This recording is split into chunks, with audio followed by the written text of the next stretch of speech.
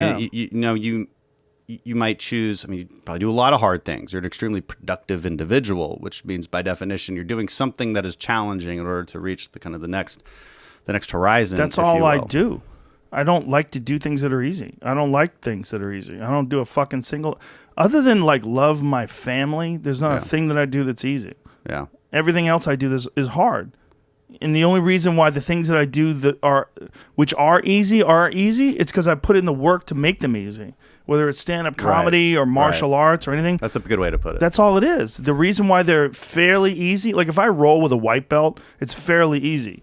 Why is it fairly easy? Because I've been doing jiu-jitsu for 30 fucking years. That's why it's easy. Right. It's not really 30 years, but it's 25 or whatever it is. But it's it's fact check. I'm just being honest. It's time. It's all just time. It's time. It's time and effort.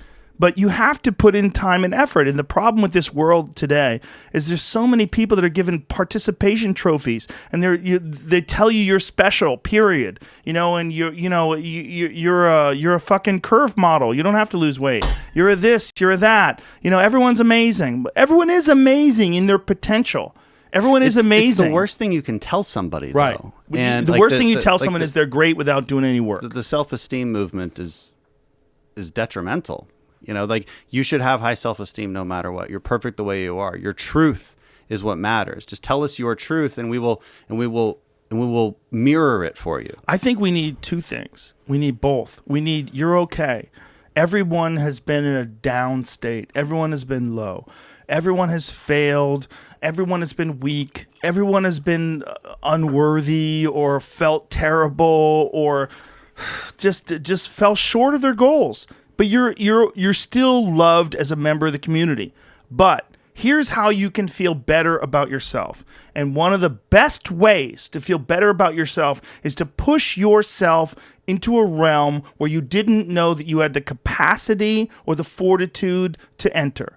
Whatever the fuck it is, whether it's playing chess or whether it's swimming, whatever it is, push yourself. Find a place where you didn't know that you can get to and get there. And then you'll feel better. Because life is bizarre. And it's bizarrely challenging. And if you decide to not engage in any challenges and you just want the benefits, you just want accolades, you just want love, you just want respect for just existing. Where fucking frogs exist. Everybody exists. Trees exist. They don't ask for anything. You're asking for something because you want to, in some way or another, you want to quantify and you want to figure out a way where whatever you're doing with your life is more valuable than what you realize you probably should be doing.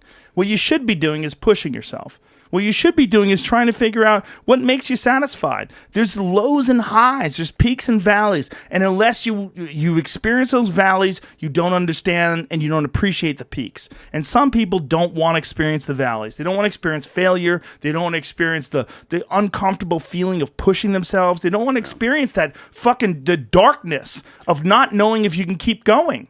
But forcing yourself and then getting to the bright light of success, getting to the bright light of understanding your boundaries and your limitations, and that these are flexible, and that you can expand those boundaries and expand those limitations and become a stronger version of who you are today.